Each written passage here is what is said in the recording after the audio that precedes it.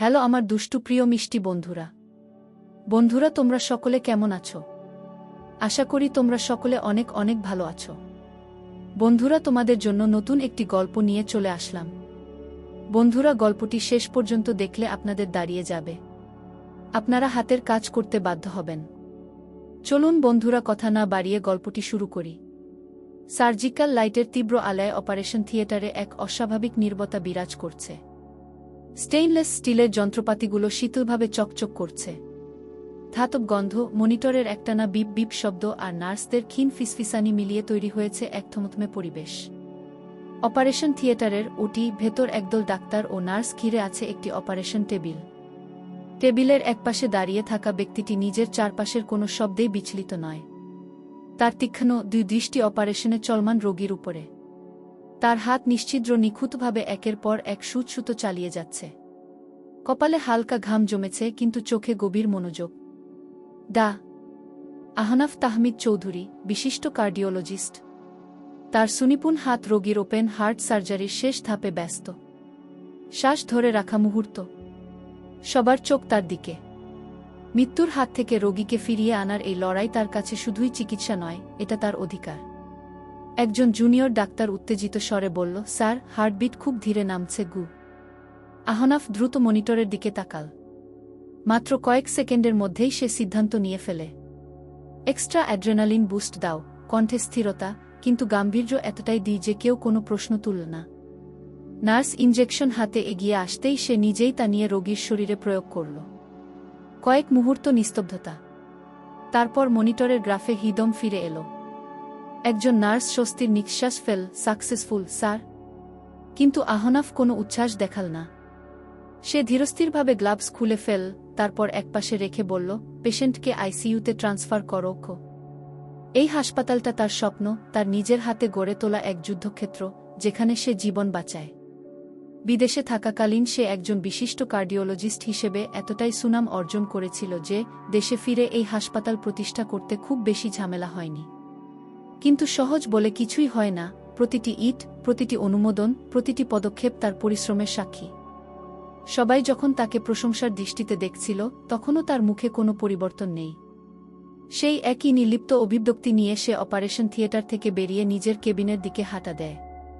হাসপাতালের করিডোরে তার উপস্থিতি মানেই একটা তীব্র অথচ রহস্যময় শক্তির ছায়া। কেবিনের দিকে হাঁটার সময় নার্সরা বিনীতভাবে মাথা ঝুঁকিয়ে সরে দাঁড়ায়, জুনিয়র ডাক্তাররা দ্রুত তাদের জায়গা ছেড়ে দেয়। স্যার, পেশেন্ট স্টেবল, এক নার্স রিপোর্ট দিল। গুড। কেবিনে কফি পাঠিয়ে দিও, শান্ত অথচ দ্বিস্বরে বলল আহনাফ। কেবিনে ঢুকে সে চেয়ারে গা এলিয়ে দিল। ক্লান্ত লাগছে। প্রতিদিনের মতো আরেকটা জীবন বাঁচাল সে, কিন্তু তাতেও কোনো আনন্দ বা তৃপ্তি নেই। তার চোখের সামনে ভেসে উঠল সকালে গাড়িতে বসে থাকা সেই মেয়েটির মুখ। হালকা গোলাপি স্কার্ফে মোড়ানো মুখটা যেন সদ্য ফোটা তাজা গোলাপ। সে নিজেই জানে না কেন প্রতিবার আরশিয়াকে দেখলে তার মন এতটা ব্যাকুল হয়ে ওঠে। সে টেবিলের উপর রাখা ফোনটা তুলে নিয়ে কিছুক্ষণ তাকিয়ে থাকল। কি করা উচিত? ফোন দেওয়া নাকি দেখা করা? তার ঠোঁটের কোণে সেই চিরচেনা বাঁকা হাসিটা ফুটে উঠল। তুমি আমাকে যত এড়িয়ে যেতে চাইবে, ততই আমার অস্তিত্বের সাথে তুমি সম্পূর্ণরূপে মিশে যাবে আরশি। কারণ তুমি আমার, শুধুমাত্র আমার। আরশি, তুই ঠিক আছিস? নরিনের কণ্ঠে উদ্বেগ। ক্যান্টিনে বসে থাকা আরশিয়া বুঝতে পারছিল, আজ তার চোখে মুখে যে অস্থিরতা ফুটে উঠেছে, সেটা তার বন্ধুরা ঠিকই ধরে ফেলেছে। হ্যাঁ, আমি ঠিক আছি, আরশিয়া জোর করে হাসল। তোকে সকাল থেকেই কেমন অন্যমনস্ক লাগছে, কিছু হয়েছে? না রে, ক্লাস টেস্টটা ভালো হয়নি, আর মাথাটা একটু ব্যথা করছে, অপ্রস্তুতভাবে বলল আরশিয়া। তামান্না পাশে বসে হাসল। ওর মন আজ ভার্সিটিতে নেই, বুঝতেই পারছিস কার কাছে আছে। তামান্না চোখ বড় বড় করে চুপ করানোর চেষ্টা করল আরশিয়া। নরিন কৌতূহলী ভঙ্গিতে বলল, এটা কি সকালে সেই কালো শার্ট পরা মানুষটার প্রভাব? নরিন, তুই চুপ করবি? আরশিয়া বিরক্ত স্বরে বলল। কিন্তু সত্যিটা তো এড়ানো যায় না। আজকের সকাল থেকে তার মন সত্যিই শান্ত নেই। আহনাফের প্রতিটা শব্দ, তার চোখের গভীর দৃষ্টি, তার কাছে আসার সেই মুহূর্ত, সবকিছু তার মনের ভেতর ঘুরপাক খাচ্ছে। কিন্তু সে কেন এমন করছে? কেন সে বারবার আহনাফের কথা ভাবছে? সে কি আসলেই আহনাফকে ভালোবেসে ফেলছে? নাকি এটা কেবল এক মুহূর্তের দুর্বলতা? আরশিয়া যখন চিন্তায় মগ্ন তখনই সামনে থেকে একটি কণ্ঠ ভেসে এলো, হাই আরশিয়া। আরশিয়া বিরক্ত হয়ে তাকাল সামনে তার ভার্সিটির সিনিয়র জাবির রায়হান দাঁড়িয়ে। সুদর্শন এক যুবক, কিন্তু তার চোখে একটা অস্বাভাবিক ঝলকানি, যা স্বাভাবিক নয়। হাসিটাও যেন কেমন শীতল। তুমি কি আমাকে দেখেও চিনতে পারছো না? আমার ক্লাস আছে সরুন, সংক্ষিপ্ত জবাব দিল আরশিয়া। কিন্তু জাবির কি এত সহজে ছাড়ার পাত্র? সে একপাশে সরে দাঁড়িয়ে বলল, তোমার জন্য কিছু এনেছি গু। বলেই একটা ছোট্ট বক্স এগিয়ে দিল। আমি অন্যের দেয়া জিনিস নেই না, নির্লিপ্ত কণ্ঠে বলল আরশিয়া। একবার দেখবে না? এটা খুব স্পেশাল। আরশিয়া নিতে চাইল না, কিন্তু জাবির জোর করে তার হাতের উপর রেখে দিল। এরপর চোখ ছোট ছোট করে বলল, তুমি এটা না খুললে কিন্তু আমি এখান থেকে যাব না গি। তার কথা শুনে কেমন একটা অস্বস্তি অনুভূত হলো আরশিয়ার। সে বাক্সটা খুলে দেখল, একটা সাদা পার্ল ব্রেসলেট। কিন্তু তার নিচে একটা ছোট্ট চিরকুট রাখা ছিল। তুমি না চাইলেও আমি সবসময় তোমার সাথে ছায়ার মতো থাকব। তুমি আমাকে যতই উপেক্ষা করো আমি তোমাকে ছেড়ে দেব না গি। আরশিয়ার শরীর শিউরে উঠল। জাবির এবার আরও এক ধাপ এগিয়ে এল। তুমি কি জানো, আমি যা চাই তা জোর করে হলেও নিয়ে ছাড়ি। তার কণ্ঠ এতটাই অস্বাভাবিক ঠান্ডা ছিল যে নৌরিন আর তামান্নাও অস্বস্তিতে পড়ে গেল।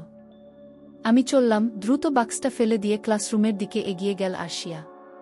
কিন্তু পিছন থেকে জাবিরের ঠান্ডা ফিসফিসানি শোনা গেল, আরশিয়া তোমাকে আমি নিজের করেই ছাড়ব, এটা আমার চ্যালেঞ্জ। আমার যে জিনিস পছন্দ হয় তা আমি নিজের করে তবেই ছাড়ি বলেই সে অস্বাভাবিকভাবে হেসে উঠল। ক্যাম্পাসের করিডোরে হাঁটতে হাঁটতে আরশিয়ার মনের মধ্যে কেমন একটা অজানা ভয় কাজ করছিল। জাবিরের চোখগুলো, সেগুলো স্বাভাবিক ছিল না। এই ছেলেটা সেই ভার্সিটির প্রথম দিন থেকে তার পেছনে পড়েছে। বাবার ক্ষমতার জোরে পুরো ভার্সিটি দাপিয়ে বেড়ায়। ওদের গ্যাংয়ের মূল কাজই ভার্সিটির নতুন শিক্ষার্থীদের বিভিন্নভাবে হেনস্থা করা। হঠাৎ করে এই লোক ওর পেছনে পড়েছে কেন, সেটাই আরশিয়া বুঝতে পারছে না। এই ছেলেটা কি আসলেই বিপজ্জনক, নাকি এটা তার কল্পনা? হঠাৎই আরশির মনে হলো কেউ তাকে তীক্ষ্ণ দৃষ্টিতে দেখছে। সে চারদিকে তাকালো কিন্তু কাউকে দেখতে পেল না। ঠিক তখনই তার ফোনে একটি বার্তা ভেসে উঠল। আরু পাখি, কেউ যদি তোমার দিকে চোখ তুলে তাকায়, আমি তার চোখ উপরে ফেলতেও দুবার ভাবব না। তুমি আমার, শুধু আমার। এই জন্ম, পরের জন্ম, সারা জীবন আমার হয়েই থাকবে।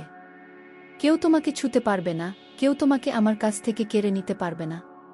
কারণ তুমি আমার নিঃশ্বাস, আমার অস্তিত্বে মিশে আছো গু। বার্তাটি পড়ার সাথে সাথে আরশিয়ার পুরো শরীর ভয়ে কেঁপে উঠল।